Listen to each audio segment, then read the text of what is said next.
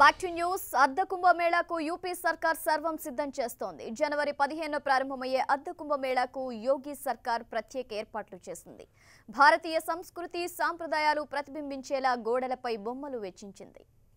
గంగా నది తీరాన్ని విద్యుత్ దీపాలతో ముస్తాబు చేసింది. భక్తుల్లో ఆధ్యాత్మికత వెల్లివిరిసేలా నగరాన్ని ప్రత్యేకంగా అధికారులు తీర్చిదిద్దారు.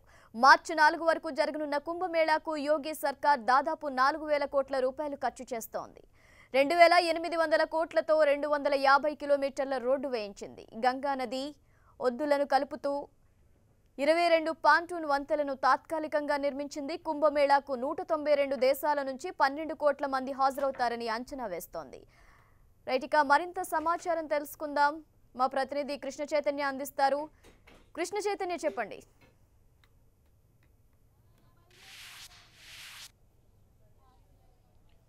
ఝాన్సీ, అలహాబాద్ ప్రయాగరాజ్ ప్రాంతం పూర్తిగా కూడా ఆధ్యాత్మిక వాతావరణం, హిందూ భారీ సమ్మేళనాన్ని కూడా సర్వం సిద్ధమైందని చెప్పుకోవచ్చు.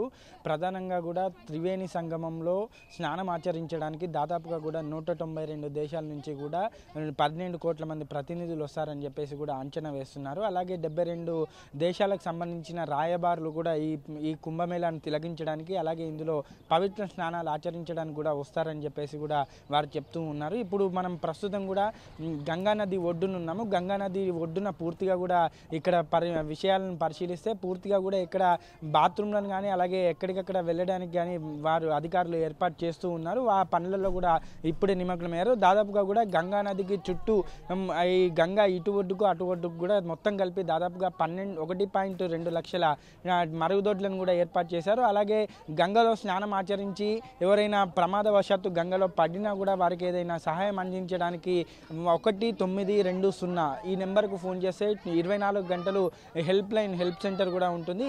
ఈ సెంటర్ ద్వారా కూడా ఎవరికి తప్పిపోయినా అలాగే గంగలో కానీ అలాగే ఏదైనా ప్రమాదం సంభవించినా కూడా వారికి వెంటనే ఫోన్ చేస్తే ఇమీడియట్ రియాక్షన్ కూడా ఉంటుంది. ఏ సదుపాయాలు ఎక్కడున్నాయో కూడా ఈ హెల్ప్ సెంటర్ దగ్గరికి వెళ్ళి కూడా తెలుసుకోవచ్చు అని చెప్పేసి కూడా అధికారులు చెప్తూ ఉన్నారు.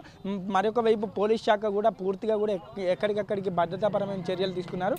ఎస్పీజీ కమాండర్స్తో పాటుగా దాదాపుగా కూడా యూపీకి అలాగే సెంట్రల్ బలగాలు దాదాపుగా 8 రకాల కేంద్ర బలగాలు కూడా వచ్చి ఇక్కడ బందోబస్తును పర్యవేక్షిస్తున్నాయి. ఈ ఎస్పీజీ కూడా పూర్తి స్థాయిగా కొంతమంది ప్రముఖులు వస్తున్న నేపథ్యంలో కూడా వారందరికీ కూడా పూర్తిగా పటిష్టమైన భద్రతా చర్యలు, విఐపి రోడ్డు ఏ విధంగా ఉండాలి, విఐపి రోడ్డుకు సంబంధించి ఏ విధంగా ఏర్పాట్లు చేయాలనే విషయాలపైన కూడా పూర్తిగా కూడా అధికారులు పర్యవేక్షిస్తూ ఉన్నారు.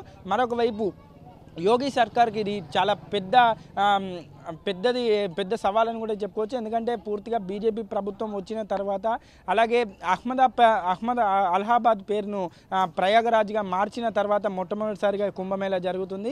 ఈ కుంభమేళా 12 కోట్ల మందికి అంటే హిందువుల్లో ఆధ్యాత్మిక చింతన కలిగించే కుంభమేళా కాబట్టి హిందూ ఒక సన్యాసిగా ఒక సీఎంగా ఈయన ఉన్నారు కాబట్టి ఈయన ఏ విధంగా చేస్తారని చెప్పేసి కూడా చాలా ఆసక్తి నెలకొంది. ఆయన కూడా మొదటి రోజు జనవరి 15వ రోజు కూడా ఇక్కడికి వచ్చి స్నానాలు ఆచరిస్తారని చెప్పేసి కూడా విశ్వసనీయ వర్గాల సమాచారం, కానీ ఎలాంటి అధికారిక షెడ్యూల్ అయితే లేదు.